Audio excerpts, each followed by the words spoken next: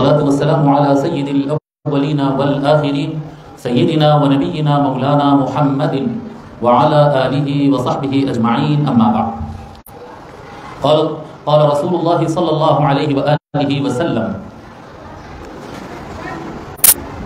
عن مصعب بن سعد عن أبيه سعد بن أبي وقاص رضي الله عنه أن رسول الله صلى الله عليه وآله وسلم خرج إلى تبوك واستخلف عليا فقال تخلفني في الصبيان والنساء قال ألا ترضى أن تكون مني بمنزلة هارون من موسى إلا أنه ليس نبي بعدي صدق رسول الله صلى الله عليه وآله وسلم. شہنشین پر تشریف فرما، بزرگان ملت، محفل میں حاضر خواتین و حضرات، السلام علیکم ورحمۃ اللہ. مقررہ وقت سے کچھ تاخیر ہو گئی ہے، لہذا میں جلد اپنے خطاب کو آپ حضرات کے سامنے رکھ دوں گا بنا تفصیل میں گئے کہ اس سے پہلے ایک بات عرض کر دوں کہ یہ جو خطاب آج ہم کرنے جا رہے ہیں وہ اصل میں ہے شرح حدیث المنزلہ. حدیث شریف ہے جس کو حدیث المنزلہ کے نام سے یاد کیا جاتا ہے. جو ابھی حدیث شریف میں پڑھا آپ کے سامنے وہ حدیث المنزلہ ہے. حضور اکرم صلی اللہ علیہ وآلہ وسلم ساری امت کو اس حدیث شریف میں مولا علی علیہ السلام کا مقام، منزلت اور پوزیشن بتائی کہ یہ ساری امت کے اندر مولا علی کی پوزیشن کیا ہے، ان کا مقام کیا ہے، وہ کس پلیس پر آتے ہیں. وہ اس حدیث شریف میں آقا صلی اللہ علیہ وسلم بیان فرمائے. اردو زبان میں بھی لفظ منزلت استعمال ہوتا ہے. اچھا آواز تو کلیئر ہے نا، سب کو آسانی سے سمجھ میں آ رہا ہے جی. لفظ منزلت جو ہے اردو میں بھی استعمال ہوتا ہے. منزل و مقام کہتے ہیں، منزل پوزیشن، مقام درجہ ان کا کیا ہے. تو مولا علی علیہ السلام کے درجے کو اس حدیث شریف کے اندر حضور صلی اللہ علیہ وآلہ وسلم واضح طور پر بیان فرمائے ہیں. اب یہ جو حدیث شریف ہے ایک زمانے دراز سے بہت سارے ناصبی افراد، ہر زمانے میں نواسب موجود رہے. نواسب کون؟ جو اہل بیت سے دشمنی رکھتے اور خاص طور پر مولا علی علیہ السلام سے بغض رکھتے. ہر زمانے میں ایسے لوگ موجود تھے، جاہلوں میں بھی موجود تھے، عالموں اور پڑھے لکھے میں بھی موجود ہیں. پڑھے لکھا طبقہ جو ہوتا ہے اس میں بھی بڑی تعداد جو ہے اہل بیت اور مولا علی علیہ السلام سے بغض رکھنے والا. تو ہوا یہ کہ صدیوں سے بڑی جد و جہد اور کوشش کی گئی کہ یہ حدیث شریف، حدیث منزلت، اس حدیث شریف کو ضعیف یا موضوع بتایا جائے کہ یہ حدیث بڑی موضوع ہے، اس کو فلاں ایک صاحب دو صاحب روایت کیے ہیں، یہ حدیث کی اتنی اہمیت نہیں ہے، اور یہ حدیث شریف شاید سرکار فرمائے شاید نہیں فرمائے، راویوں پہ بھروسہ نہیں کیا جا سکتا. ایک آدھ کتاب میں آ گئی تو کیا ہوتا ہے، امام بخاری اور مسلم تو اس کو روایت نہیں کیے، امام ترمذی تو روایت نہیں کیے. اس طرح کی باتیں چلائی گئیں، اس طرح کی باتیں بیان کی گئی اور یہ حدیث شریف کو مشکوک کرنے کی پوری جدوجہد کی گئی.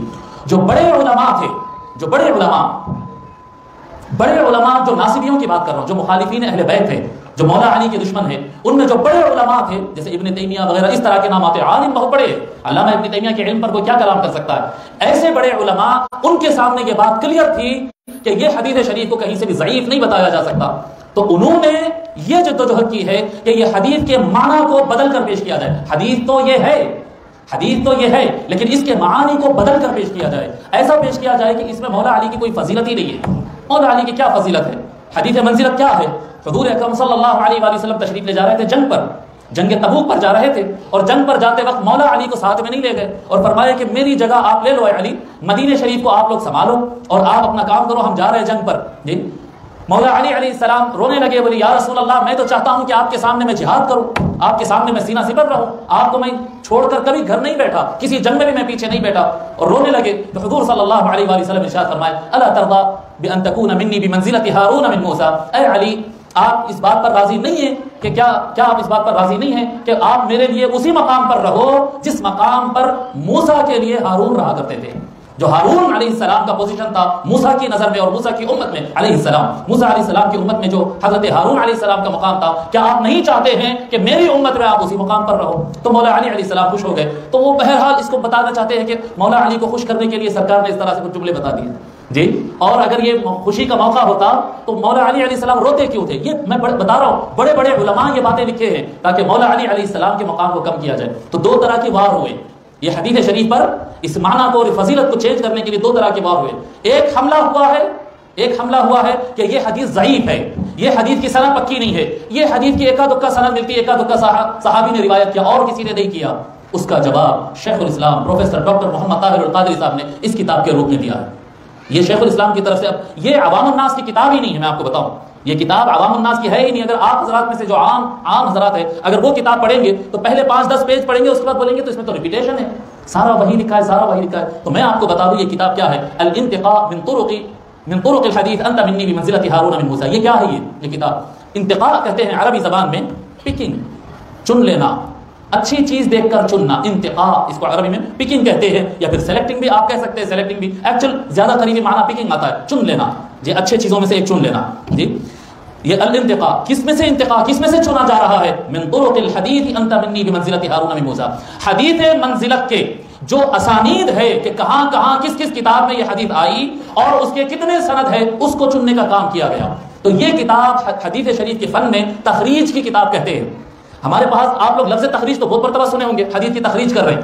حدیث کی تخریج کرنا ہم کیا سمجھتے ہیں, کیونکہ یہاں پر بہت سارے اسٹوڈنٹس بھی ہیں, میں آپ کو بتا دوں. ہم سمجھتے ہیں حدیث کی تخریج کا مطلب یہ ہوتا ہے ریفرنس بیان کرنا, برابر ہے نا, یہی بات ہے. تخریج کہتے ہیں ریفرنس بیان کرنا, نہیں. ریفرنس بیان کرنے کو ذکر المصدر کہتے ہیں. ریفرنس بیان کرنے کو ذکر المصدر کہتے ہیں. تخریج کس کو کہتے ہیں؟ تخریج کہتے ہیں کہ ایک حدیث شریف لے کر سارے متون حدیث میں تلاش کر لینا کس کس کتاب میں آئے ہیں اور کتنی چین آف احادیث آئی ہے, کتنے چین, کتنے سلسلے اور کتنے سندوں سے آئی ہے, اس کو بیان کرنے کو تخریج کہتے ہیں. یہ پوری کتاب جو 100 صفحات کی کتاب ہے, یہ پوری کی پوری کتاب صرف ایک حدیث کی تخریج ہے.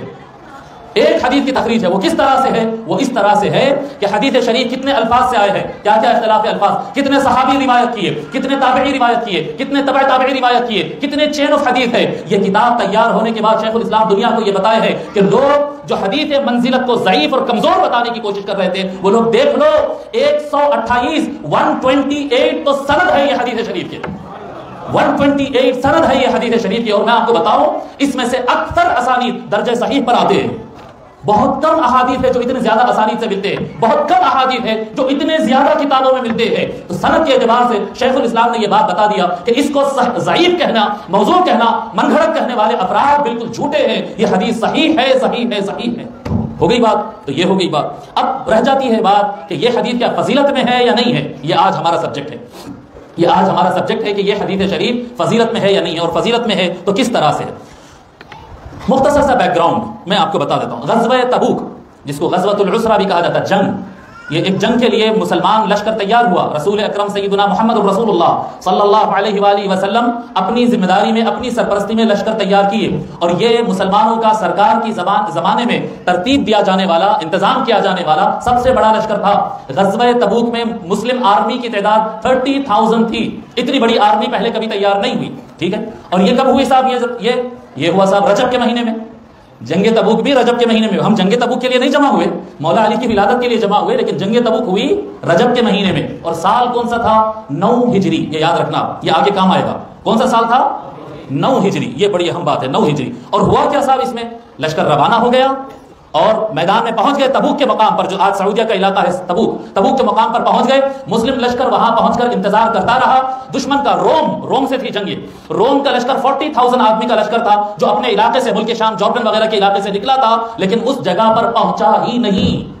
تبوک کے گراؤنڈ پر روم کا لشکر پہنچا ہی نہیں. اس سے پہلے ہی کئی لشکر کے لوگ سولجر جو ہے بیمار ہو گئے, کئی حضرات ڈیمورلائز ہو گئے, اور ان کا لشکر میدان پہنچنے سے پہلے تتر بتر ہو گیا اور پلٹ کے چلے گئی. جنگ تبوک کے اندر جنگ ہوئی ہی نہیں. یہ ہو گیا بات. اب آپ سمجھ لیں کہ مولا علی علیہ السلام, دیکھو مشرکین سے لڑنا تھا, مشرکین مکہ سے تو مولا علی سامنے تھے. خیبر والوں سے لڑنا تھا تو مولا علی سامنے تھے. احزاب سے لڑنا تھا تو مولا علی سامنے تھے. روم جو اس وقت کا سپر پاور تھا, سپر پاور سے لڑنے کے ٹائم پر مولا علی کو ساتھ نہیں لے گئے. مولا علی حضور صلی اللہ علیہ وسلم اپنے گھر کے بچوں کی جان بچانا چاہ رہے تھے کیا جی, یا مولا علی علیہ السلام پیچھے ہٹنا چاہ رہے تھے کیا واقعہ کیا ہے؟ روم سے جب ٹکراؤ تھا تو اس وقت مولا علی علیہ السلام کو کیوں نہیں لے جایا گیا؟ اس کے لیے تھوڑا سا فوکس کر کے سننا پڑتا جی. اب اس کے لیے غور کریں.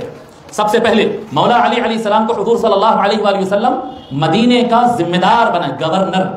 حضور صلی اللہ علیہ وآلہ وسلم کے غیر موجودگی میں جب آپ ایبسنٹ رہیں گے, باہر رہیں گے, تو علی مدینے پر گورنر رہیں گے, پریزیڈنٹ رہیں گے, چلائیں گے گورنمنٹ. برابر ہے یہ بات.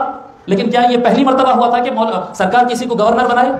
اس سے پہلے کسی کو گورنر نہیں بنائے تھے. میں آپ کو بتاؤں, مولا علی علیہ السلام سے پہلے مدینے شریف کے اوپر 18 گورنر گزرے ہیں. 18 مولا علی کو ملا کر 19, مولا علی کے بعد 20, ٹوٹل 20 گورنر حضور صلی اللہ علیہ وسلم اپنی زندگی میں رکھے ہیں. میں تیزی کے ساتھ نام پڑھ لیتا ہوں تاکہ ریکارڈ میں آ جائے، جو حضرات لکھنا چاہتے ہیں وہ بعد میں ریکارڈنگ سن کر لکھ لیں. مصعب بن عمیر، سعد بن عبادہ الخزرجی، السائب بن عثمان بن مفعون، ابو سلمہ عبداللہ، زید بن حارثہ، عبداللہ بن ابی بن سلول، ابو لبابہ بن عبد المنذر، سباح بن عرطف الغفاری، عاصم بن عدی العجلانی، ابو ذر الغفاری، نمیلہ بن عبداللہ اللیثی، عبداللہ بن ام مکتوم، عثمان بن عفان، عبداللہ بن رواحہ، عوف بن الاطبق، بشیر بن سعد، ابو رحم کلثوم بن حسین الغفاری، محمد بن مسلمہ، علی بن ابی طالب، ابو دجانہ السعدی. یہ سارے وہ لوگ کے نام ہیں. یہ لسٹ ہے 20 لوگ، 20 آدمی ایسے ہیں جب کبھی حضور اکرم صلی اللہ علیہ وآلہ وسلم مدینے سے باہر جاتے تو اپنی جگہ کسی کو گورنر بنا کر جاتے، اپنی جگہ کسی کو حاکم بنا کر جاتے. یہ حضور صلی اللہ علیہ وسلم کا طریقہ ہے، اپنا خلیفہ بنا کر جاتے کہ میں آئے تک میرے کام آپ کرنا ہے. برابر ہو گئی یہ بات؟ تو حضور صلی اللہ علیہ وآلہ وسلم اس سے پہلے کبھی مولا علی کو نہیں بنائے تھے. اچھا، یہ مولا علی 19ویں گورنر ہے، 19ویں ہیں، برابر. اس سے پہلے مولا علی علیہ السلام سے پہلے 18 ہے. تو مسئلہ کیا ہے؟ مسئلہ کیا ہے کہ جنگ تبوک 9 ہجری میں ہوئی. تو 9 ہجری میں اسپیشل کیا تھا؟ اب آپ پیچھے چلے جائیے، پیچھے چلے جائیے. مدینہ شریف کے اوپر حملے ہوتے تھے. سن 2 ہجری میں جنگ بدر کے لیے کفار سامنے سے آ کر مدینے پہ حملہ کرنا چاہے، برابر ہے، مدینے پر حملہ ہو رہا ہے. 3 ہجری میں جنگ احد ہو رہی ہے، جنگ احد میں جو ہے مسلمانوں پر مدینے پر حملہ کیا جا رہا ہے.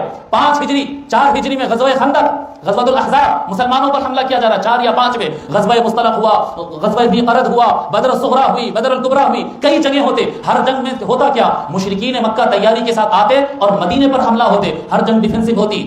اس کے بعد آتا 6 ہجری. اب دیکھو چینج آ رہا ہے، چینج آ رہا ہے. اب تک صرف مہاجرین ہے، انصار ہے. 5-6 ہزار 7 ہزار لوگ مسلمان ہوئے ہیں. کب سے؟ حضور اکرم صلی اللہ علیہ وآلہ وسلم 13 سال مکہ مکرمہ میں دعوت دی ہے، لوگ کو اسلام کی طرف بلائے جی. اور 6 سال مدینہ منورہ میں ہوگا. 13 اور 6 کتنے ہو گئے؟ 19 ایئرز حضور صلی اللہ علیہ وآلہ وسلم تبلیغ کر رہے ہیں، لوگ کو اسلام کی طرف بلا رہے ہیں. کتنے لوگ مسلمان ہوئے؟ 5000 6000 7000 ہو گیا. اتنی تعداد میں مسلمان مہاجرین اور انصار ہے صرف مدینے میں. اس کے بعد ہوتا کیا؟ 6 ہجری میں صلح الحدیبیہ. اب کی بار ایسا ہوتا ہے جب احزاب ہار جاتے ہیں. احزاب میں کیا ہوا تھا؟ 10 لشکر ایک ساتھ مدینے پہ ٹوٹ پڑے تھے. ایک آرمی نہیں تھی، 10 ملکوں کا الائنس تھا. 10 ملکوں کا الائنس جب مدینے پر اٹیک کیا اور اس کے باوجود ہار گیا، وہاں پر کفار ڈی مورلائز ہو گئے، ان کی ہمتیں ٹوٹ گئی، کمزور پڑ گئے. بولے کہ نہیں لڑ سکتے ہم ان سے. اس کے ویری نیکسٹ ایئر حضور اکرم صلی اللہ علیہ وآلہ وسلم کیا کیے؟ صلح الحدیبیہ 6 ہجری میں اپنے 1400 نوجوان کو مسلح لے کر حج کے لیے نکل گئے اور کفار روک دیے، وہاں پر آنے نہیں دیے اور مقام پر ایک جگہ پر رک گئے. وہ مقام کا نام تھا صلح الحدیبیہ. جو کفار بار بار مدینے پر اٹیک کر رہے تھے، اب وہ اٹیک کرنا تو دور کی بات ہے، اہل مدینہ مسلمان مکے کے بارڈر پر آ گئے تو بھی وہ لڑائی نہیں کیے، ایگریمنٹ کر کے بھیجا دیا. مطلب اب ان کے اندر لڑنے کی ہمت نہیں تھی. انہوں سمجھ گئے تھے کہ ان سے نہیں جیتا جا سکتا ہے، یہ ہم سے طاقتور ہو چکے ہیں. یہ ڈیسائیڈ ہو گیا تھا جب صلح الحدیبیہ میں پورا عرب، نجد کا علاقہ، یمن کا علاقہ، احسا کا علاقہ، سارے مشرق اور مغرب کے علاقے کے قبائل کو پتا چلا کہ اب مدینے والے مکہ کی بارڈر تک آ گئے اور کفار لڑنے کی مکہ والے ہمت نہیں رکھتے ہیں، تو آٹومیٹیکلی پولیٹیکل ڈومینیشن ثابت ہو گیا وہاں پر. اس کے بعد کثرت سے لوگ مسلمان ہونے لگے، کثرت سے لوگ. اب وہاں پر لا الہ الا اللہ کی بات نہیں ہے جی، اب توحید کی بات نہیں ہے اب جی. حضور صلی اللہ علیہ وآلہ وسلم سچ بولتے ہیں، اس لیے ماننا نہیں ہے. پاور ادھر ہے بھائی، پاور کی سائڈ ہو جاؤ، طاقتور کی سائڈ ہو جاؤ. صحیح غلط سب بات میں، پہلے طاقتور کی طرف ہو جاؤ. پیسہ ان کے پاس رہے گا، گورنمنٹ ان کے پاس رہے گی، کنٹرول ان کے پاس رہے گا، ان کی سائڈ ہو جاؤ جی. اس کے بعد لوگ فوج در فوج اسلام میں داخل ہونے لگے. اس کے بعد جنگ خیبر ہوئی. جنگ خیبر سن 7 ہجری میں یہود کے سب سے بڑے قلعے کو مسلمان توڑ دیے. یہود کے سب سے بڑے قلعے کو توڑ دیے. یہود جو غیر عرب پاور تھا اس خطے کے اندر، غیر عرب سب سے بڑا پاور خیبر میں تھا. وہ علاقے کے لوگ جب شکست مان لیے، مسلم پولیٹیکل ڈومینیشن اور بہت زیادہ ہو چکا ہے، بہت زیادہ ڈومینیٹ کرنے لگے اور تیزی کے ساتھ لوگ مسلمان ہونے لگے.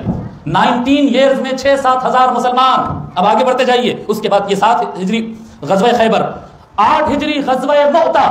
غزوہ مؤتہ بڑی عجیب غزوہ ہے، بڑے عجیب غزوہ ہے. حضور صلی اللہ علیہ وآلہ وسلم ایک صحابی کو اپنا لیٹر دے کر روم کے کنگ کے پاس بھیجتے ہیں، بولتے جاؤ ان کو اسلام کی دعوت دو. جب سرکار کے ایمبیسڈر حضور صلی اللہ علیہ وآلہ وسلم کے نمائندہ وہاں پر پہنچتے اور ان کو لیٹر پڑھ کر سناتے، وہ اتنا زیادہ اپنے طاقت کے نشے میں دھت تھا کہ وہ اس صحابی کو جواب نہیں دیتا. دیکھو ایمبیسڈر کے ساتھ پیغام آتا ہے، میسج دینا، میسج لینا، میسج دینا ہوتا ہے، لیکن اس نے وہ صحابی کو قتل کروا دیا. جیسے قتل کروایا، حضور صلی اللہ علیہ وآلہ وسلم نے 3000 صحابہ کو جو ہے وہاں پر روانہ کرتے، جارڈن کی حدود میں کرک کے مقام پر روانہ کرتے ہیں. تعجب کی بات ہے، تعجب کی بات ہے، 3000 مسلم حضرت عبداللہ بن رواحہ، زید بن حارثہ کے اور جعفر بن ابی طالب کی قیادت میں جی 3000 مسلم. اور اندازہ نہیں تھا، وہ روم ہے، سپر پاور ہے. روم نے یہ سوچا کہ ہاں ہم سے لڑنے آ رہے ہیں ہمارے بارڈر پر جی. 2 لاکھ کی آرمی اتارے وہ لوگ، 2 لاکھ. 3000 ورسز 2 لاکھ. جنگ بڑی گھماسان ہوئی، 1 دن جنگ ہوئی، 2 دن جنگ ہوئی، 3 دن جنگ ہوئی، 4 دن جنگ ہوئی. پہلے کمانڈر عبداللہ ابن رواحہ شہید ہوئے، دوسرے زید بن حارثہ رضی اللہ تعالی عنہ یا زید بن ثابت، میں تھوڑا کنفیوز ہو رہا ہوں، آپ نے اپنے ہاتھ میں جھنڈا لیا، آپ شہید ہوئے. تیسرے دن جعفر بن ابی طالب کے ہاتھ میں جھنڈا آیا، آپ نے کمان کیا، آپ شہید ہوئے. چوتھے دن خالد بن الولید رضی اللہ تعالی عنہ کمان اپنے ہاتھ میں لیے. اور 4 دن لڑائی کس میں ہو رہی ہے؟ 3000 2 لاکھ تو لڑائی ہے یہ. اس کے باوجود اسلامی لشکر 4 دن لڑنے کے بعد اپنی سولجرز کی جان بچا کر نکلنے میں کامیاب ہو جاتا ہے. ہسٹری میں یہ بات لکھا ہے کہ روم کے لیے اتنی بڑی ناکامی کبھی دیکھی نہیں گئی. 2 لاکھ آدمی مل کر 3000 کے لشکر کو کنٹرول نہیں کر سکے. 4 دن جنگ کر کے وہ لوگ واپس چلے گئے. تو ایک تھریٹ آ گیا تھا روم کو، کیسے لوگ ہیں یہ، ان کے 3000 آدمی آ کے ہمارے لشکر کو ہلا کے چلے گئے. اگرچہ کہ انہوں ہٹے، ہمارے پاس گھس نہیں سکے، لیکن 3000 2 لاکھ یہ کیا ہو گیا یہ.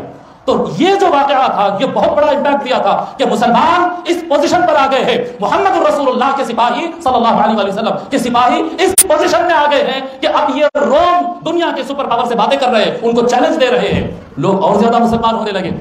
اس کے بعد کیا ہوا؟ پھر اس کے بعد 8 ہجری میں مکہ فتح ہو گیا. 20 رمضان 8 ہجری میں مکہ فتح ہو گیا. جب مکہ فتح ہوا تو جو مین دشمن تھا، مین اپوزیشن جو تھا، وہ سارا کا سارا ایک دم مسلمان ہو گیا. ایسا ہوتا تو نہیں نا، مگر ہو گیا ایسا. پورے کے پورے اچانک لا الہ الا اللہ محمد رسول اللہ پڑھ لیے، پورا کا پورا مکہ. کب ہوا یہ 20 رمضان کو. رمضان کے امیڈیٹ بعد شوال میں حنین والے چیلنج کر دیے وہاں سے. حنین بہت طاقتور علاقہ تھا، بہت طاقتور، اور یہ مکہ سے ساؤتھ کی سائڈ تھا. ساؤتھ کی سائڈ مکہ سے آپ تصور کریں، مدینہ اوپر ہے، نیچے مکہ ہے، اس سے نیچے حنین ہے. جیسے وہ چیلنج کرے اور اٹیک کرنا چاہے، حضور صلی اللہ علیہ وآلہ وسلم وہی فتح مکہ والا لشکر لے کر حنین کی طرف آگے بڑھ جاتے. گیپ کتنا ہے؟ 20 دن کا بھی گیپ نہیں ہے. 20 رمضان میں مکہ فتح ہوا، شوال کے فرسٹ 15 میں اٹیک ہو گیا حنین پر. آپ لوگ میرے ساتھ ہیں نا؟ اب آپ سمجھتے جاؤ ہوا کیا. تبوک کیسے بھی بتا رہا ہوں میں آپ کو، مولا علی کیوں نہیں گئے وہ بتا رہا ہوں آپ کو. حنین پر جب آقا صلی اللہ علیہ وسلم گھماسان لڑائی ہوئی، بڑی زبردست لڑائی ہوئی. آپ تصور کریں کہ جو لشکر اسلام 2 سال پہلے 1400 تھا، 2 سال کے بعد 10,000 ہوتا ہے، پھر وہ امیڈیٹ 13,000 12,000 13,000 کا ہو جاتا ہے. جی تعداد بڑھ رہی ہے. حنین فتح ہوتا ہے. ابھی شوال میں حنین فتح ہوا، ودن 1 ویک طائف پر حملہ ہو جاتا ہے. وہاں سے طائف والے اٹیک کرتے، آقا صلی اللہ علیہ وسلم لشکر کو لے کر ادھر چلے جاتے. آپ تصور کر رہے ہیں ہو رہا کیا؟ اس میں ہو یہ رہا ہے کہ جنگ پر جنگ ہوتے جا رہی ہے، سنبھل نہیں رہے ہیں. اور پورے کے پورے مسلمان ادھر ہیں مکہ سائڈ پر، اور مکہ سے نیچے حنین، اور حنین سے نیچے طائف. جو لوگ تازہ مسلمان ہوئے، جو دل سے مسلمان نہیں ہے، قرآن جن کے بارے میں گواہی دیا کہ ان کے دل مسلمان نہیں، زبان سے انہوں نے کلمہ پڑھ لیا ہے، جی پولیٹیکلی ہار مان لیے ہیں، سرنڈر کر لیے ہیں، وہ افراد بھی ساتھ میں لشکر میں موجود ہے. اب مسلمانوں کی تعداد جو کلمہ پڑھنے والے لوگ ہیں، کتنے ایمان والے ہیں، کتنے بیمان ہیں، وہ سارے کے سارے پھر جنگ طائف کے بعد ایک گیپ آتا ہے، ایک وقفہ آتا ہے. حضور صلی اللہ علیہ وسلم پلٹ کر مدینہ جاتے ہیں. اب مدینہ کیا ہو گیا؟ اسلامک اسٹیٹ کا کیپٹل بن گیا. کئی شہر ہے اس کے اندر خیبر ہے، اس کے اندر بنو مصطلق کا علاقہ ہے، اس کے اندر حنین کا علاقہ ہے، اس کے اندر مکہ کا علاقہ ہے، اس کے اندر طائف کا علاقہ ہے. یہ سارے علاقے آ گئے ہیں. کیپٹل سٹی کیا بن گئی؟ مدینہ کیپٹل سٹی بن گئی. اور جابس وغیرہ کے لیے تو کیپٹل سٹی کی طرف ہی جانا پڑے گا. بھائی انکم کہاں ہوتی ہے؟ سٹیز میں ہوتی ہے، ولیجز میں ہوتی ہے.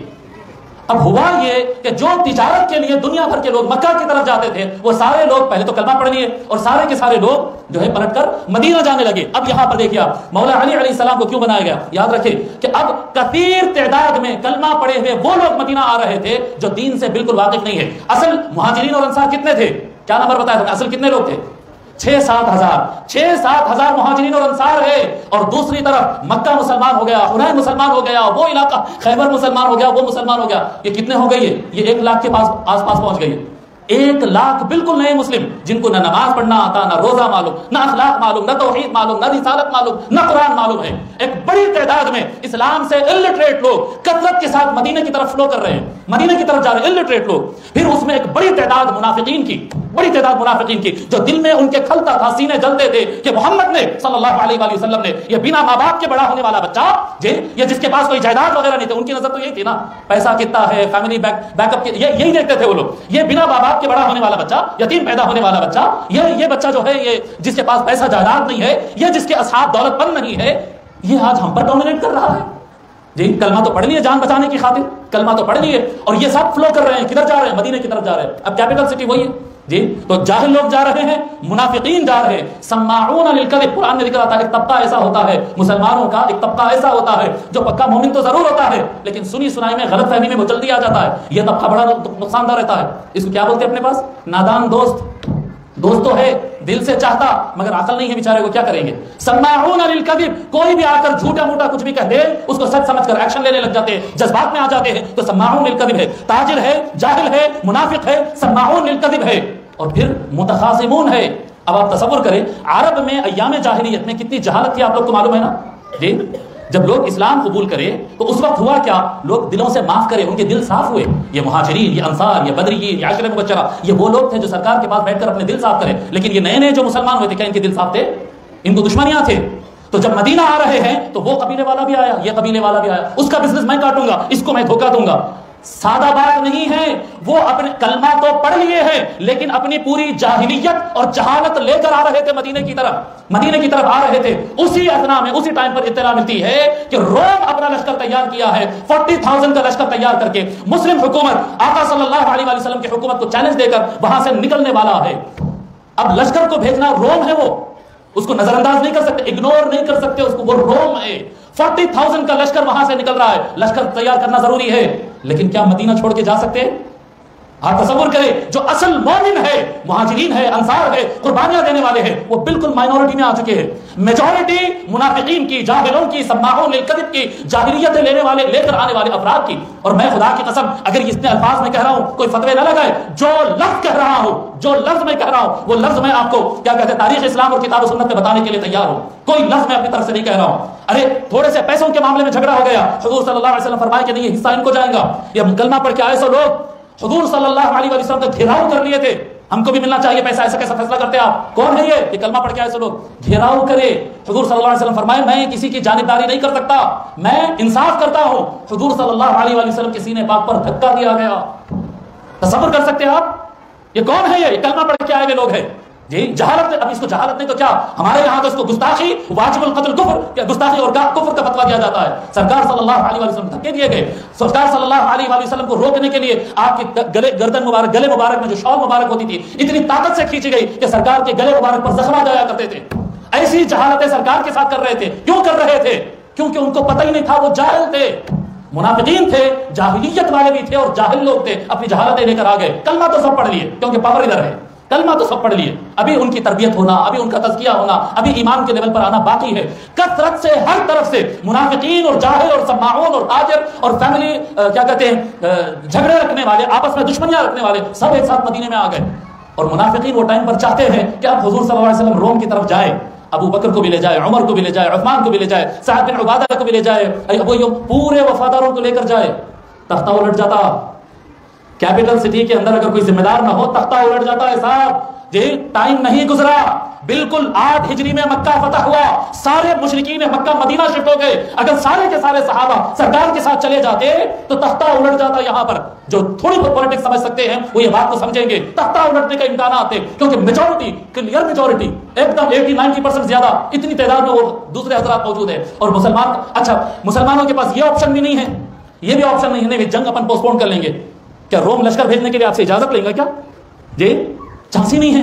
تو وہاں پر تو ان کو لشکر بھیجنا ہی بھیجنا ہے، اور روم سے ٹکرانے کے لیے اپنے وفادار مضبوط طاقتور سپاہیوں کو لے جانا بھی ضروری ہے۔ یہ نئے نئے کو خالی لے کے چلے جائیں گے، یہ تھوڑی دیر میدان میں ٹکیں گے، بدر میں بھی بھاگے سو ہے، احد میں بھی بھاگے سو ہے، خندق میں بھی بھاگے سو ہے جی، کئی مرتبہ بھاگے سو ہے، ان کو بھاگنے کی تو عادت ہے، ایسا تو نہیں ہو سکتا نا۔ تو وفاداروں کو لے جانا ضروری ہے، جو ڈٹ کر لڑے ان کو لے جانا ضروری تھا۔ سمجھ رہے ہیں آپ کیا کیسی یعنی سچویشن کیسی آ گئی؟ حضور اکرم صلی اللہ علیہ وآلہ وسلم نے یہ ڈیسیژن دیا، آقا صلی اللہ علیہ وآلہ وسلم نے فرمایا تمام طاقتور فورس میرے ساتھ چلے گی، تمام مہاجرین میرے ساتھ چلیں گے، تمام انصار میرے ساتھ چلیں گے، میرے وفادار جانثار صحابہ سب کے سب چلیں گے۔ پھر مدینے کی پولیٹیکل سچویشن کو سنبھالنے کے لیے، یہاں کے بدماش تاجروں کو، جاہلیت والے افراد کو، ان سب کو کنٹرول کرنے، منافقین کی سازشوں کو بند کرنے کے لیے کس کو روکا جائے؟ فرمایا میرا ایک علی یہاں پر رہ جائے گا۔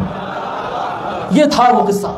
اور یہ کتاب اگر آپ حضرات پڑھیں نا، میرا ایک طریقہ ہے، میں اکثر کوشش کرتا ہوں کہ کتاب اپنے بزرگوں کے پاس پڑھوں۔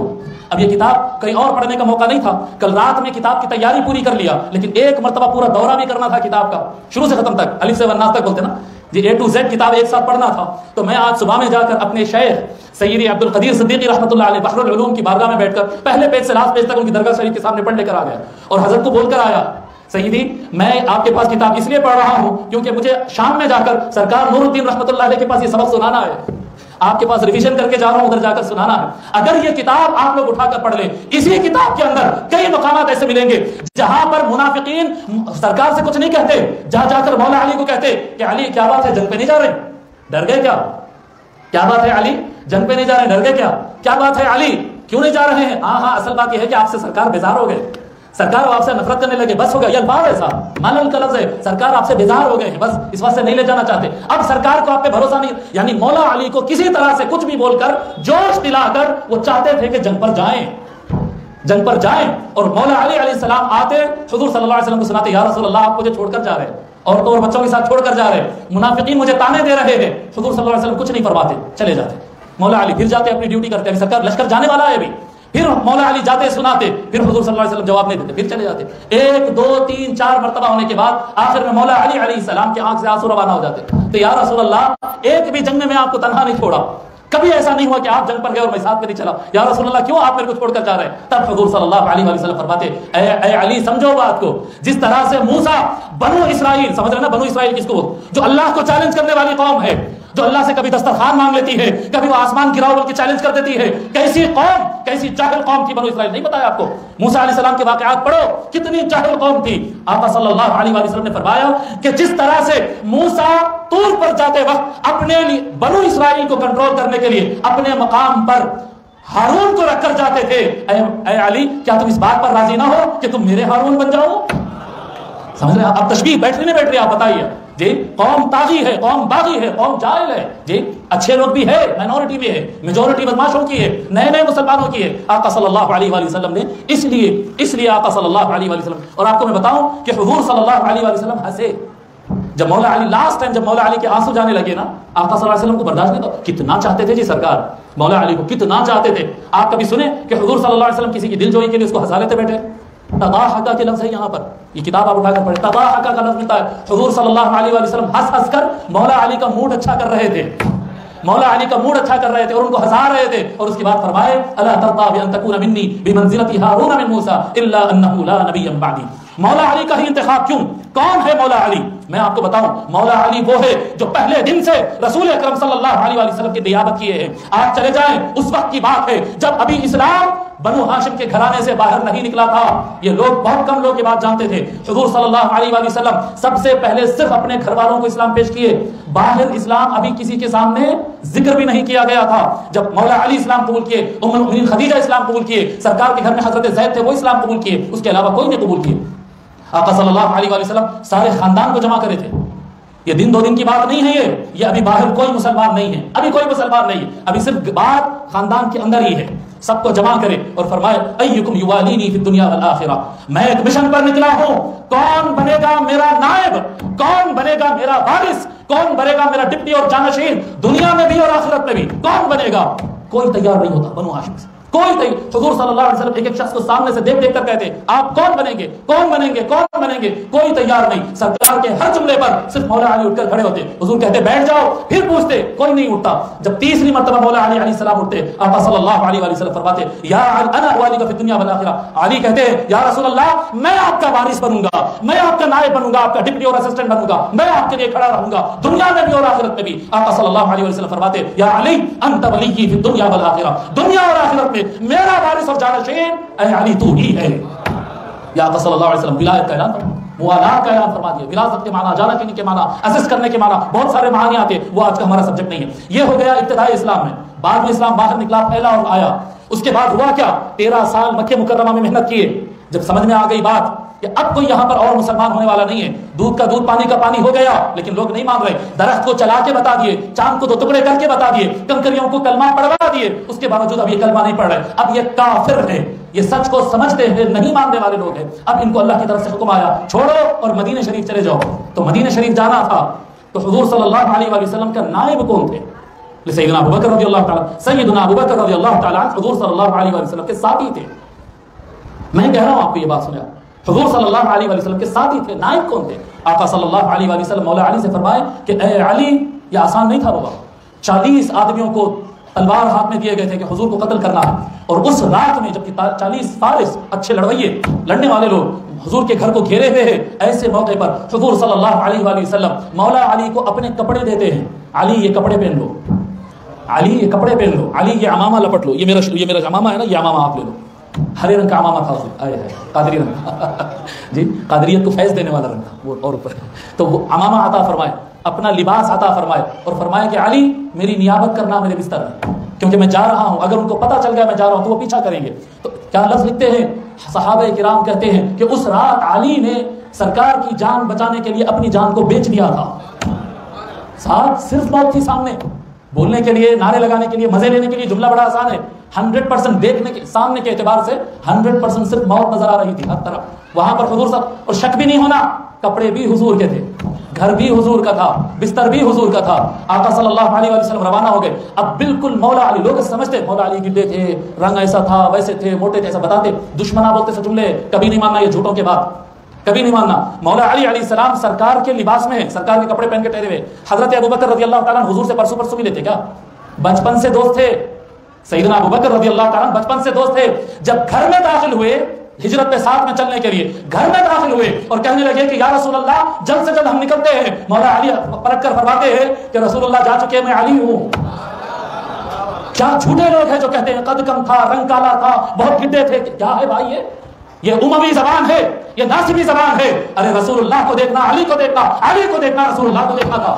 ارے جن چہروں میں، جن ساخت میں، جس رنگ میں، جس روپ میں ابو بکر فرق نہ کر سکے، آج کا ملا برا بھلا کہے کیا ہم اس کی بات مان لیں گے؟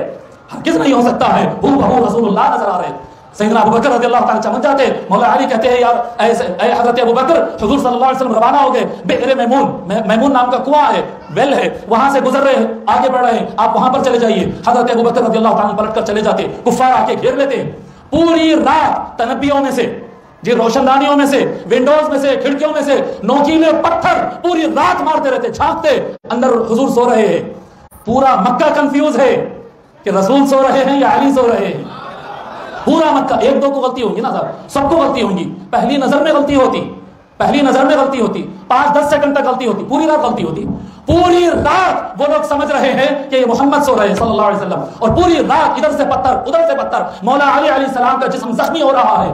یہ بہت کم لوگ بیان کرتے، لیکن یہ احادیث شریفہ میں موجود ہے، جی مسند احمد میں یہ موجود ہے، طبرانی میں یہ موجود ہے، ابن عاصم سنہ میں اس کو روایت کیا، یا مسند احمد کی حدیث میں لکھ کر پوری رات پتھر مارتے رہے اور مارتے رہے۔ مولا علی کی زبان سے آواز نکل جاتا، آہ آہ، تکلیف سے نوکیلے پتھر آ کر لگ رہے تھے۔ مولا علی پوری رات زخمی ہوتے رہے لیکن چہرہ نہیں کھولے۔ سرکار جو عمامہ دیے تھے نا، وہ عمامہ ایسا پورا چہرے پہ لپٹ لیے تھے۔ بعض لوگ سونے کے لیے چہرے پر لپٹ لیتے، دیکھیے آپ، چہرے بعض لوگ کو بالکل روشنی برداشت نہیں ہوتی، پورا فیس کور کر لیتے، تو عمامہ کھول کر مولا علی سر سے لے کر پورا فیس بن لیے تھے تاکہ چہرہ نظر نہ آئے۔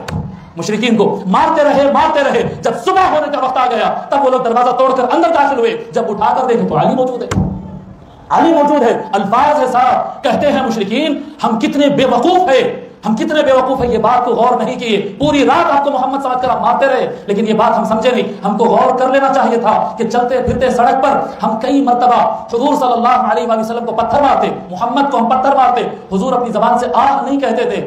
ہم کو سمجھ لینا چاہیے تھے، زبان سے آہ نکل رہے تو یہ کوئی اور ہے، سمجھنا چاہیے تھا، مگر نہیں سمجھ پائے۔ تو کون تھے نیابت پہ؟ حضور صلی اللہ علیہ وآلہ وسلم کی جگہ پتھر کون کھا رہا تھا؟ حضور صلی اللہ علیہ وآلہ وسلم کی جگہ تلوار کے سائے میں کون کھڑے؟ وہ مولا علی علیہ السلام۔ یہ ابتدا موالات سے شروع ہوئی، میں آپ کا وارث بنوں گا دنیا اور آخرت میں، وہاں سے شروع ہوا تھا۔ جی درمیان میں بستر موت پر سونا تھا، جی بستر موت جیسا تھا نا، وہ بالکل اس طرح کے بستر پر سونا تھا سرکار کے لیے۔ اور اختتام کہاں ہوا مولا علی علیہ السلام کا؟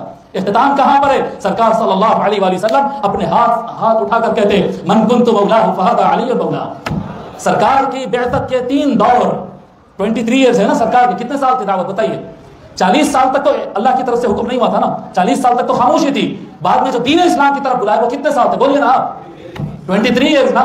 تو پہلے سال میں مولا علی علیہ السلام کو سرکار نے کہا اے علی آپ میرے وارث ہے دنیا اور آخرت میں، اور درمیان میں اپنا لباس، اپنا گھر، اپنا بستر، اپنا عمامہ دے کر گیا اپنا نائب بنا کر، اور اختتام میں وصال سے پہلے ہاتھ اٹھا کر کہا من کنت مولا فہذا علی المولا، میں جس کا مولا ہوں علی اس کا مولا۔ تو آپ بتائیں کون ہے آقا صلی اللہ علیہ وآلہ وسلم کی جو نیابت کرے، سرکار کا جو رول ادا کرے، سرکار کا جو حکم نافذ کر سکے رتی برابر غلطی بغیر؟ تو یہ مولا علی علیہ السلام کو اس لیے وہاں پر آقا صلی اللہ علیہ وآلہ وسلم نے مدینے میں چھوڑا تھا، اس لیے آقا صلی اللہ علیہ وسلم نے چھوڑا۔ اب یہ جو حدیث شریف ہے، تھوڑا وقت لوں گا، آپ حضرات ناراض نہیں ہونا، میں تھوڑا وقت لوں گا، لیکن مضمون بڑا اہم ہے اور میں چاہتا ہوں کہ یہ ریکارڈ میں آ جائے۔ مضمون بڑا اہم ہے. اب یہ جو حدیث ہے یہ حدیث کی شرح کی طرف چلتے ہیں. کیا ہے حدیث؟ انت منی بمنزلۃ ہارون من موسیٰ الا انہ لا نبی بعدی. یہ جو حدیث ہے یہ حدیث شریف کا معنی سمجھنے کے لیے سب سے پہلے ہم قرآن کریم کی طرف آگے بڑھتے ہیں. قرآن کریم میں اللہ تبارک و تعالی ارشاد فرماتا ہے اعوذ باللہ من الشیطان الرجیم بسم اللہ الرحمن الرحیم قال رب اشرح لي صدری ويسر لي امری واحلل عقدة من لسانی یفقهوا قولی واجعل لي وزیرا من اہلی ہارون اخی اشدد به ازری واشركه في امری كي نسبحك كثيرا ونذكرك كثيرا انك كنت بنا بصيرا قال قد اوتيت سؤلك يا موسى. کیا فرمایا آقا صلی اللہ علیہ وسلم؟ سرکار فرمائے کہ اے علی آپ میرے نزدیک آپ کی پوزیشن وہی ہے جو ہارون کے نزدیک موسیٰ کے نزدیک ہارون کی تھی. برابر ہے نا؟ تو اب یہ دیکھنا پڑے گا کہ موسیٰ علیہ السلام کے لیے ہارون کیسے تھے، یہی سمجھنا پڑے گا نا. اب یہ حدیث میں تو ڈیٹیل نہیں ہے، ڈیٹیل اشارہ ہے. ہارون اور موسیٰ کا رشتہ دیکھ لو، یہ وہی رشتہ ہے، یہ وہی پوزیشن ہے. اچھا ٹھیک ہے، دیکھتے ہیں بھائی قرآن کریم میں اللہ تبارک و تعالیٰ سورہ طٰہٰ آیت نمبر 29 میں اللہ تعالیٰ فرماتا ہے کہ موسیٰ نے کہا وَاجْعَلْ لِي وَزِيرًا مِّنْ أَهْلِي، اے اللہ میرے خاندان، میرے اہل بیت میں سے میرے لیے ایک وزیر عطا فرما دے، میرے لیے ایک وزیر عطا فرما دے، میرے اہل میں سے ایک وزیر عطا فرما دے. لیتے چلے نا، گھر میں سے ہونا. نمبر 2 کیا ہے؟ وزیر ہونا. نمبر 3 کیا ہے؟ فرماتے ہارون اخی، بھائی ہونا. رشتہ دار ہو تو ادھر ادھر سے نہیں جی. کیا ہونا؟ ہارون اخی. ہارون علیہ السلام کون تھے؟ موسیٰ علیہ السلام کے بھائی تھے. ہارون اخی اشدد به ازری، اے اللہ میری کمر کو مضبوطی عطا فرما اس کے ذریعے. تو ایک ایسا آدمی چاہیے جو میری طاقت کو بڑھائے. موسیٰ علیہ السلام پوچھے بھائی، ہم بول رہے تو نہیں ہے، یہ کیا پوچھ رہے ہیں موسیٰ علیہ السلام؟ اے اللہ مجھے ایسا ساتھی دے جو میری طاقت کو بڑھائے. آگے فرماتے ہیں وَأَشْرِكْهُ فِي أَمْرِي، میرے مشن میں اس کو میرا پارٹنر بنا دے. ہاں لفظ ہے صاحب وَأَشْرِكْهُ، شریک نہیں. عربستان میں آپ سعودیہ میں شریکہ نہیں کہتے کمپنی کو. جب 1 سے 4 پارٹنر ملتے ہیں تو اس کو شریکہ کہتے ہیں. شریک، پارٹنر، ساتھی. اللہ کے ساتھ کوئی شریک نہیں. دنیا میں بنانے میں، دنیا کو کائنات کو بنانے میں اللہ کا کوئی پارٹنر نہیں. اے اللہ، موسیٰ علیہ السلام دعا کر رہے ہیں، اے اللہ تو نے جو رسالت عطا کی ہے، اسلام بنی اسرائیل میں پہنچانا ہے، یہ مشن میں میرے کو ایک پارٹنر عطا کر دے، ساتھی عطا کر دے. وَأَشْرِكْهُ فِي أَمْرِي كَيْ نُسَبِّحَكَ كَثِيرًا، ہم دونوں مل کر اے اللہ سب کے عقائد صحیح کر دیں گے تیری بارگاہ سے. لوگ کیا بولتے ہیں؟ اللہ سے لڑ لیتے، اللہ تعالیٰ بولتے اللہ نہیں کر سکتا، بھگوان بھی آ گیا تو میرے کو نہیں روک سکتا. ایسے باتیں کرتے ہیں نا لوگ. اللہ کو بھی کیا سمجھ میں آ کہ نہیں ہوتا. ہاں بھگوان کو بھی نہیں معلوم، اللہ کو بھی نہیں معلوم. یہ اللہ نہیں ہے جی. اللہ سے ہر وہ چیز جو اللہ کے لائق نہیں ہے اس کو ہٹانا اور اللہ کو ویسا ماننا جیسا ہے، اس کو کہتے ہیں تسبیح.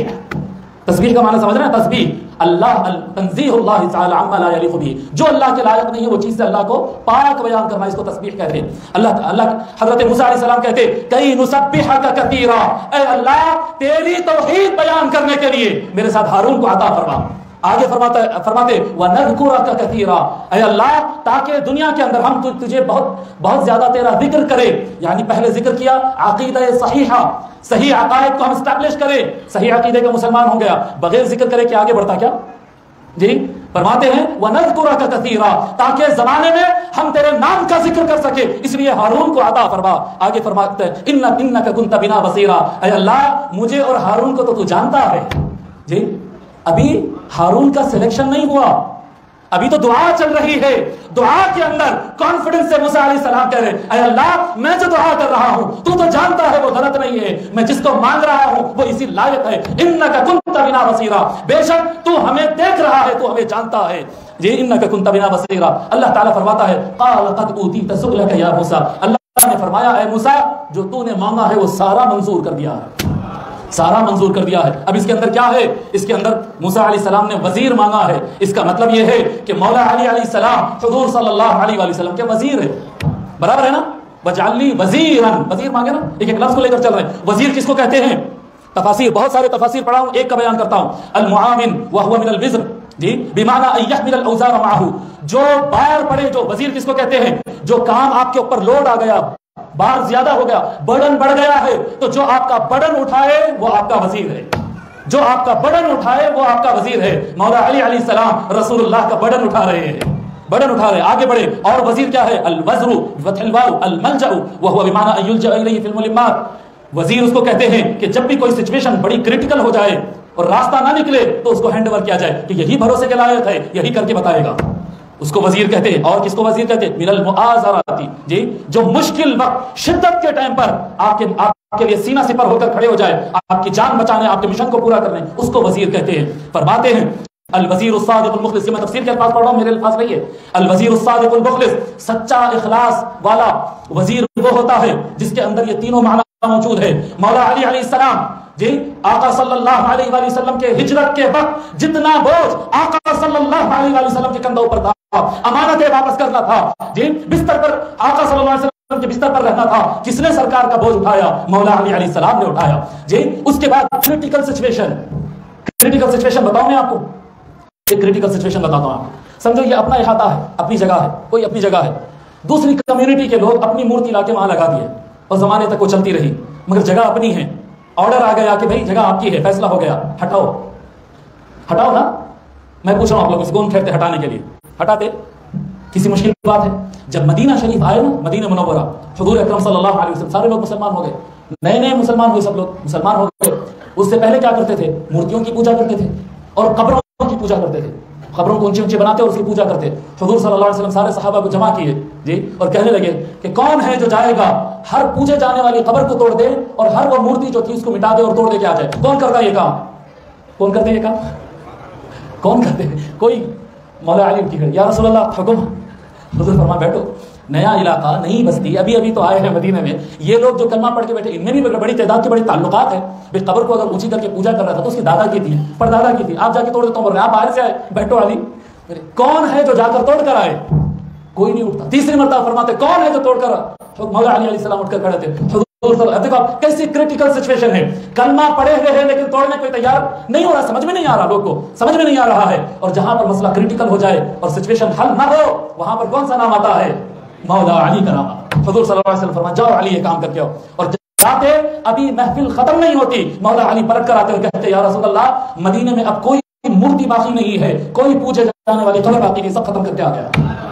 یہ ملبات الامور وزیر ایسا ساتھی ہو جو کریٹیکل سچویشن میں کام کر کے دکھائے. اور میں چیلنج کے ساتھ بتا رہا ہوں کہ مولا علی کی ذات کے علاوہ کوئی اور نہیں بتا سکتے پورے سوالات میں، مولا علی کے علاوہ کسی کو نہیں بتا سکتے. پھر آگے کیا بتائے؟ جب مسئلہ شدت کا آ جائے، ٹینشن آ جائے، وائلنس آ جائے، جانوں کے لالے پڑ جائے، ویسے ٹائم پر سنبھالنے والے کو وزیر کہتے ہیں.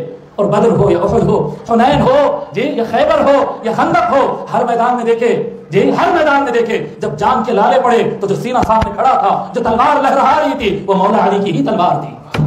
وَاجْعَلْ لِي وَزِيرًا مِّنْ أَهْلِي. اچھا ہو گیا وزیر، ہاں بھائی مولا علی مکمل وزیر ہے. پھر فرمائے من الاہل، خاندان میں سے ہی ہونا. وَاجْعَلْ لِي وَزِيرًا، بولے آگے کیا ہے آیت؟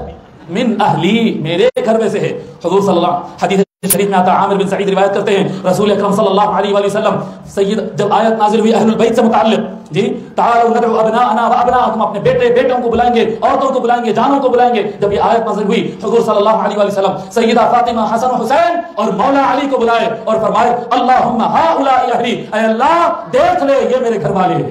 تو علی کو بلائے اور فرمائے یہ میرے گھر والے. تو وزیر ہوئے، اہل ہوئے. تیسری شرط کیا ہے صاحب؟ آیت پڑھیے نا وَاجْعَلْ لِي وَزِيرًا مِّنْ أَهْلِي هَارُونَ أَخِي. آواز سے بولیے کیا؟ ہاں ہارون اخی، میرا بھائی ہارون. تو بھائی چاہیے، میرا بھائی چاہیے. مولا علی علیہ السلام، ارے نہیں بھائی مولا علی علیہ السلام بھائی ہے، بالکل چچیرے بھائی ہے نا، بھائی ہے بالکل بھائی ہے. لیکن حضرت جعفر بھی تو بھائی ہے، حضرت عقیل بھی تو بھائی ہے، عبداللہ بن عباس بھی تو بھائی ہے نا، وہی رشتہ ہے چچیرے بھائی. عبداللہ بن عباس ہے، عبید اللہ بن عباس ہے، قاسم بن عباس ہے، فضل بن عباس ہے، فضیل بن عباس ہے، یہ سب حضور کے چچیرے بھائیاں ہیں، سب کے سب مسلمان ہیں، وہاں پر مدینے میں موجود ہے. لیکن علی کی بات کیا ہے؟ بات اس طرح سے ہے. سنن ترمذی میں حدیث آتی ہے، حضرت عبداللہ بن عمر رضی اللہ تعالیٰ روایت کرتے کہتے ہیں حضور اکرم صلی اللہ علیہ وآلہ وسلم نے ارشاد مہاجرین اور انصار کے درمیان میں بھائی چارہ کروایا. آپ ان کے بھائی، آپ ان کے بھائی، آپ ان کے بھائی، ایک مہاجر ایک انصاری بھائی، ایک مہاجر ایک انصاری بھائی. مولا علی کے لیے کسی کا نام نہیں. حضور صلی اللہ علیہ وآلہ وسلم علی کہاں ہے؟ لوگ بولے نہیں معلوم کہاں ہے علی، نہیں معلوم. ڈھونڈتے گئے کہاں ہے؟ سرکار ڈھونڈ رہے ہیں علی کو، لوگ ڈھونڈ رہے ہیں علی کہاں ہے. علی ایک کونے میں ملے، مٹی میں بیٹھے ہوئے ہیں، بلکہ لیٹے ہوئے، یہ رائٹ ہینڈ پر سر رکھ کے مٹی میں لیٹے ہوئے ہیں. اور مولا آقا صلی اللہ علیہ وسلم جی دیکھتے نظر پڑتی، جب قریب جاتے اٹھاتے ابا تراب اٹھ جی، ابو تراب اٹھو. ابو تراب ایک مرتبہ کا واقعہ نہیں ہے، کوئی کہیں گا کہ وہ تو شادی کے بعد کا ہے، نہیں یہ کئی مرتبہ ہو چکا ہے اس طرح کا واقعہ. اب ان کے آنکھ پہ مٹی آ گئی تھی تو اب مٹی والے ابو تراب اٹھ. جب مولا علی اٹھتے تو آنکھوں میں آنسو ہیں، سو رہے نہیں تھے. رس کے بیٹھے ہوئے تھے, آنکھوں میں آنسو تھے. بولے کیا ہوا ابو ترا؟ بولے یا رسول اللہ سب کو ایک ایک بھائی دیا, وہ آپس میں محبت سے رہتے ہیں, ایک دوسرے کے لیے قربانیاں دیتے ہیں, میرے کو کوئی بھائی نہیں دیے. آقا صلی اللہ علیہ وسلم فرماتے یا علی انت اخی فی الدنیا والآخرہ, اے علی اس دنیا میں بھی اور آخرت میں میرا بھائی تو ہے, میرا بھائی میرا بھائی تو ہے. وجعلنی وزیرا من اہلی ہارون اخی. اچھا یہ بات جب بیان کرتے ہیں نا سے بھی لوگ رکتے نہیں, ہار مانتے نہیں, ایک دم شیطانی چیلے پکے. شیطان بھی نہیں مان رہا نا ہار, حالانکہ شیطان تو اللہ سے لڑ رہا, اللہ سے بھی کوئی لڑ سکتا, معلوم ہے ہارنا ہے مگر نہیں مان رہا, لڑ رہا, آخری تک لڑ رہا, قیامت تک لڑتا. ویسا یہ ناسمیاں بھی ہار نہیں مانتے, پھر اس میں نکالتے. ہاں سرکار محبت میں اپنے بھائی بولے علی کو, لیکن علی بھی بول سکتے کیا؟ سرکار محبت میں بولتے بھائی, لیکن علی جب بھی پلٹا کر کہیں گے تو کیا کہیں گے؟ یا رسول اللہ کہیں گے, ادب سے بات کریں گے جیسے سب کرتے ہیں. وہ تو بھائی نہیں بول سکتے. کون بولے؟ کون بولے؟ آپ بولے. آؤ علی سے پوچھتے ہیں. مصنف ابن ابی شیبہ میں ہے, ابن ماجہ میں کثرت سے اسانید موجود ہے. حضرت عباس بن عبداللہ رضی اللہ تعالیٰ روایت فرماتے میں نے علی کو یہ کہتے ہوئے سنا انا عبداللہ, میں اللہ کا بندہ ہوں, واخو رسولہ, میں رسول اللہ کا بھائی ہوں, میں رسول اللہ کا بھائی ہوں. وَأَنَا الصِّدِّيقُ الْأَكْبَرُ, اور سب سے بڑا صدیق میں ہوں. لَا يَقُولُهَا بَعْدِي إِلَّا كَذَّابٌ مُفْتَرٍ, میرے بعد اگر کوئی یہ دعویٰ کرے گا تو وہ جھوٹا من گھڑت روایت کرنے والا شخص ہوگا. وَلَقَدْ صَلَّيْتُ قَبْلَ النَّاسِ بِسَبْعِ سِنِينَ, لوگ تک اسلام بعد میں پہنچا, لوگ نماز دیکھنے سے 7 سال پہلے سے میں نمازیں ادا کر رہا ہوں. کون آ سکتا ہے میری برابری پر؟ وَأَخُو رَسُولِهِ, یاد رکھو پوری روئے زمین پر صرف ایک ہی ذات ایسی ہے جس کو سرکار نے فرمایا کہ تو میرا بھائی ہے, تو وہ پلٹ کر کہا یا رسول اللہ میں آپ کا بھائی ہوں. آپ نہیں بول سکتے, پہلے والے بول سکتے, بعد والے بول سکتے, کوئی نہیں بول سکتا ہے, صرف علی کو یہ مقام حاصل ہے. وہ کہے حضرت جعفر موجود ہے, حضرت عقیل موجود ہے, عبداللہ بن عباس سب چچیرے بھائی ہیں, لیکن کسی نے نہیں کہا کہ میں رسول کا بھائی ہوں. نہیں, کسی نے نہیں کہا, سب نے کہا یا رسول اللہ. حضور مولا علی نے کہا میں آپ کا بھائی ہوں. یہ مولا علی علیہ السلام وجعل لی وزیرا من اہلی ہارون اخی. اس کے بعد کیا ہے؟ اشدد به ازری, ایسا بھائی ہو جو کمر کو طاقت عطا کرے, کمر کو طاقت عطا کرے, میرا سپورٹر بنے, میرا کام کرے, میری ہمت بڑھائے. اللہ اکبر. حضور جیسے جو روایت ابھی میں سنا چکا ہوں کہ حضور صلی اللہ علیہ وآلہ وسلم جب بلا رہے تھے پورے بنی ہاشم کو کہ کون ہے جو میرے ذمہ دار, میرا ساتھی بنے, مولا علی کے علاوہ کوئی نہیں اٹھا, تو شد العذر, کمر کسنے میں, قوت عطا کرنے میں پہلی ذات جو اٹھ کر کھڑی ہوئی وہ مولا علی علیہ السلام کی ذات ہے. اس کے بعد کیا ہے؟ پھر پڑھیں گے نا وجعل لی وزیرا من اہلی. ہاں حافظو, ہارون اخی اشدد به ازری. اس کے بعد کیا ہے؟ آواز سے وَأَشْرِكْهُ فِي أَمْرِي, میرے مشن میں اس کو پارٹنر بنا دے. اے اللہ میرے مشن میں اس کو پارٹنر بنا دے, میرے امر میں اس کو شریک بنا دے. جی کیا ہے حضور صلی اللہ علیہ وسلم کا کام؟ حضور صلی اللہ علیہ وسلم کا کام قرآن پہنچانا, قرآن پہنچانا ہے. آقا صلی اللہ علیہ وآلہ وسلم پہلے تو لوگ سے کہہ دیے, جب منافقین بڑھ گئے تھے آقا صلی اللہ علیہ وسلم فرمائیں کہ تم سدھر جاؤ, کلمہ تو پڑھ لیے بدماش ہو, جی شرارتیں کرتے پھر رہے ہیں, تم سدھر جاؤ ورنہ تمہاری گردنوں پر ایک ایسے آدمی کو مسلط کر دوں گا, تمہارے اوپر ایک ایسے آدمی کو رکھ دوں گا جو اس طرح سے قرآن کے معانی کو بچانے کے لیے لڑے گا جس طرح سے قرآن نازل ہوتے وقت میں لڑا تھا.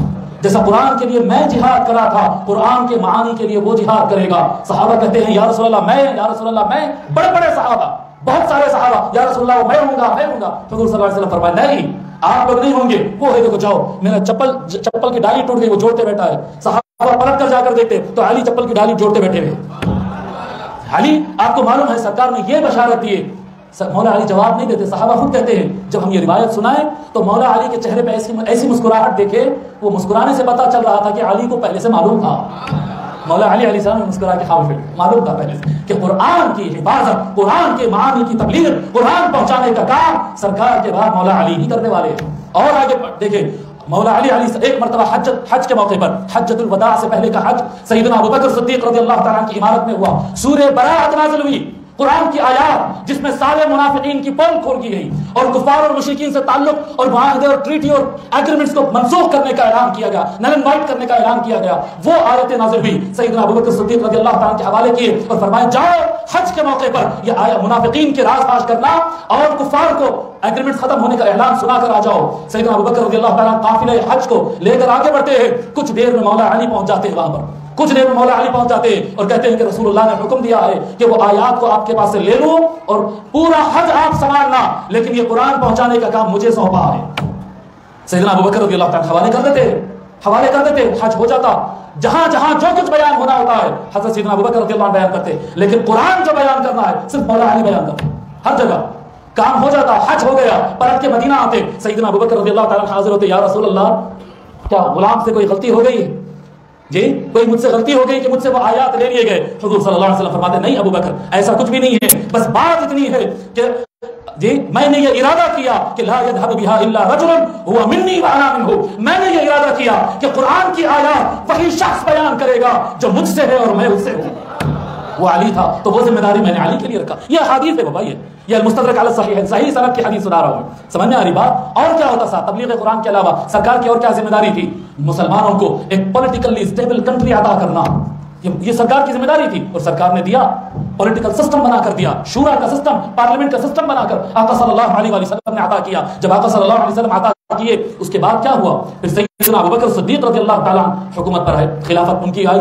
پھر سیدنا عمر رضی اللہ عنہ کی خلافت آئی. پھر سیدنا عثمان بن عفان رضی اللہ عنہ کی خلافت آئی. پھر مولا علی علیہ السلام کی خلافت آئی. پھر میں آپ کو بتاؤں کہ تبوک کے موقع پر مولا علی کو ذمہ دار کیوں بنایا گیا تھا؟ کیونکہ کوئی اور سنبھالنے کی پوزیشن میں تھا نہیں.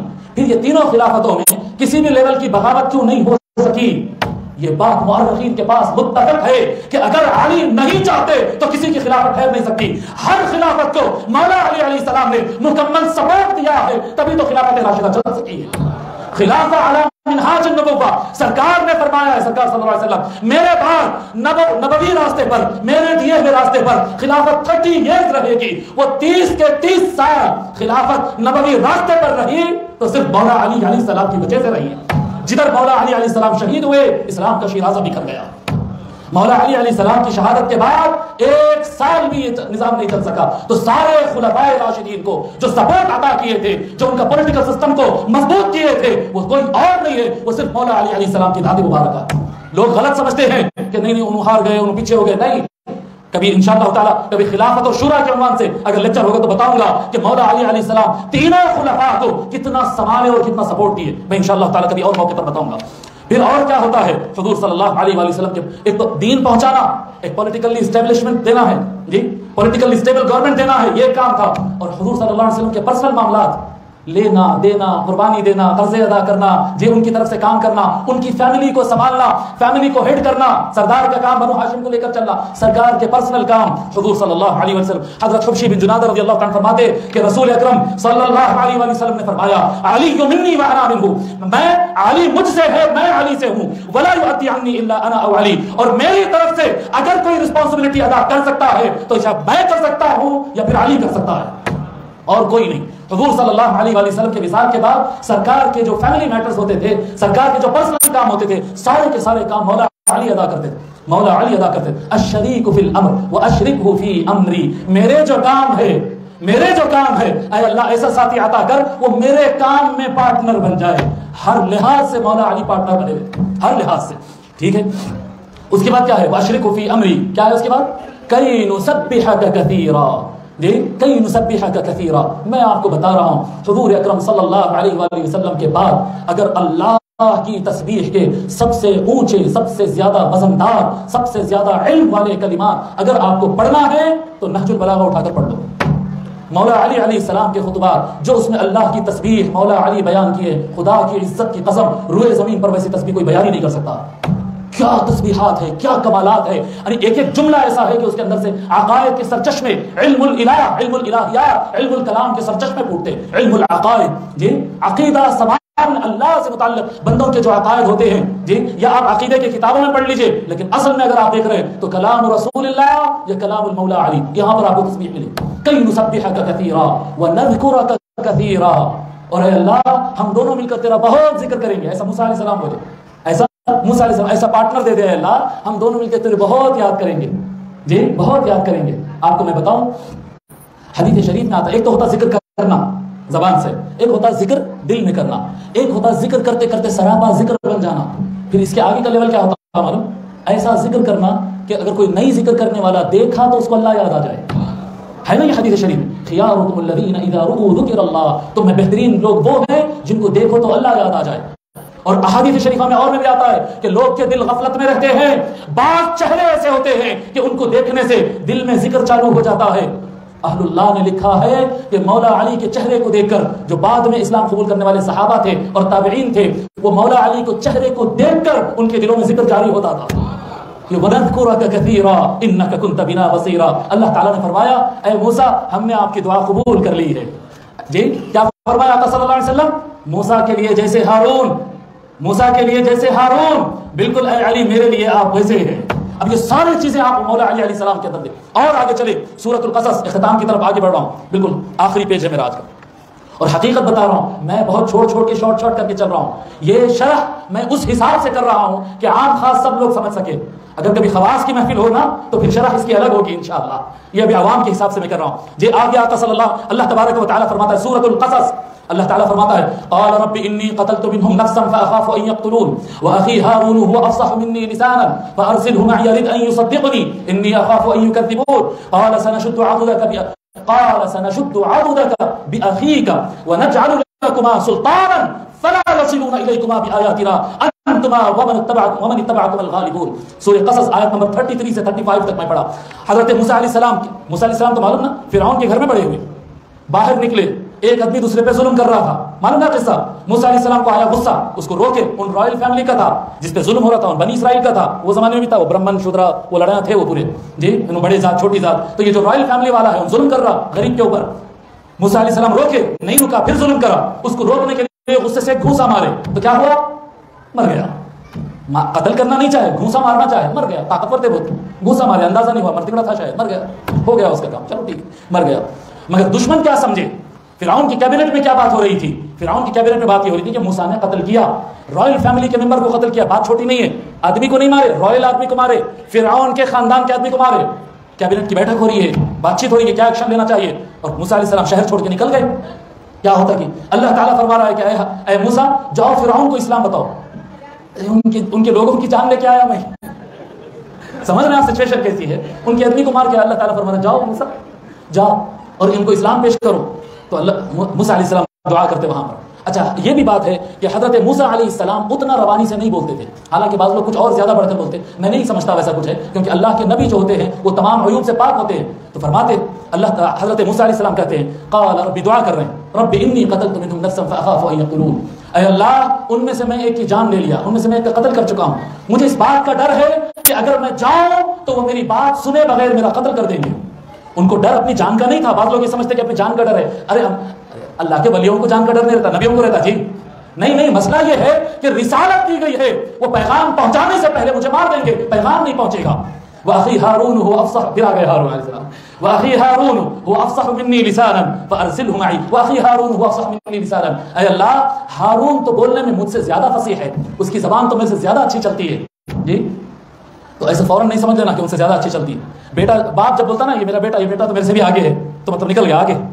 نہیں یہ پیار کے محبت کے الفاظ ہوتے ہیں. جی ہارون مجھ سے زیادہ، اللہ مجھ سے زیادہ اچھا بولتا ہے ہارون، میرے ساتھ اس کو فارسلہ معی.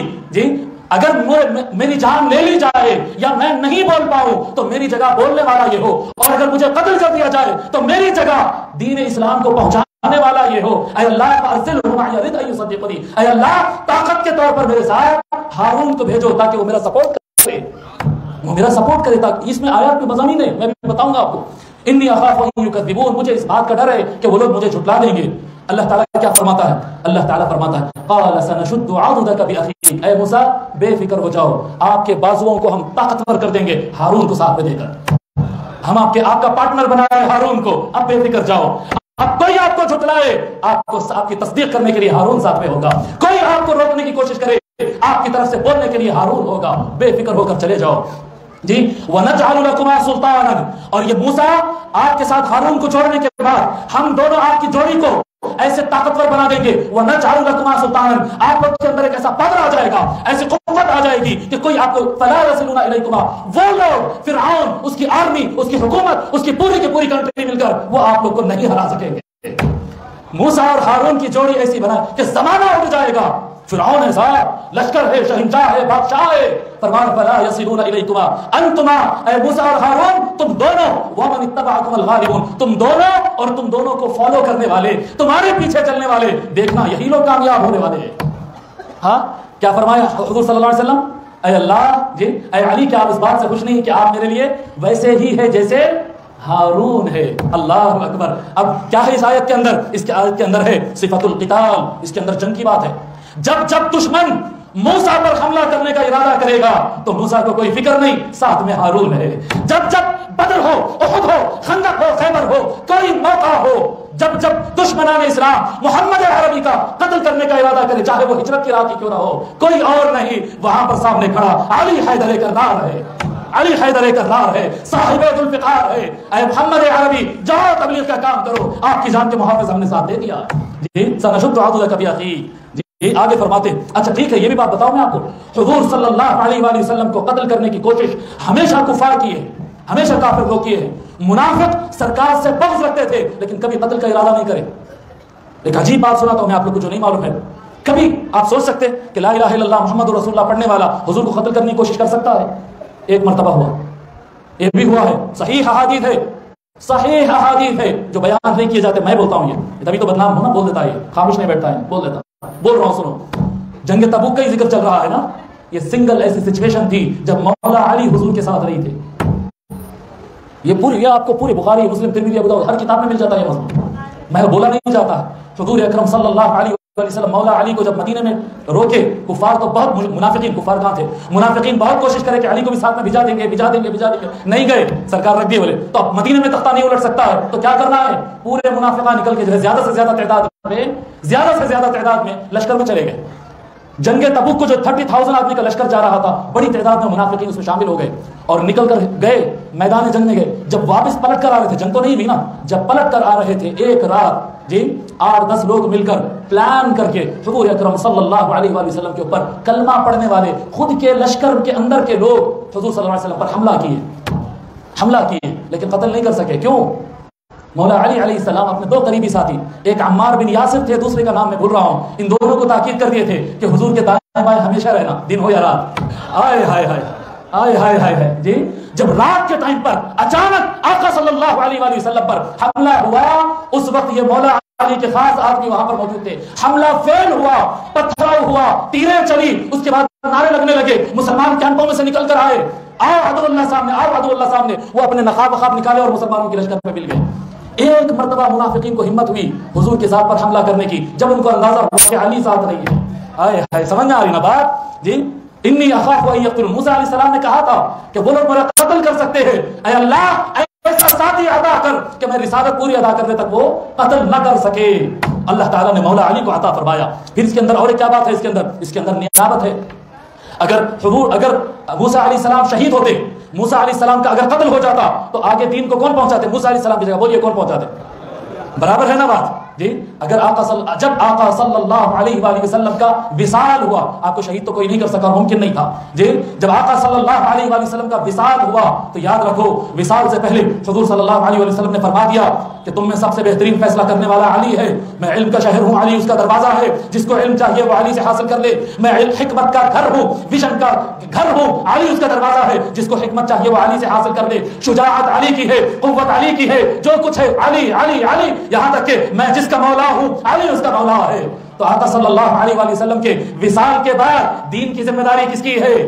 بولیے نا، پھر بولیے اللہ اکبر۔ آپ کہیں گے کہ نہیں بھائی صحابہ کرام بھی ذمہ داری ادا کرتے تھے، بالکل کرتے تھے، مہاجرین کرتے تھے، انصار کرتے تھے، خلفائے راشدین کرتے تھے، بالکل کرتے تھے، جہاں جہاں تک جس کو علم ہوتا وہاں تک خدمت کرتے، جہاں علم ختم ہو جاتا مولا علی سے پوچھ کر آگے کام کر لیتے۔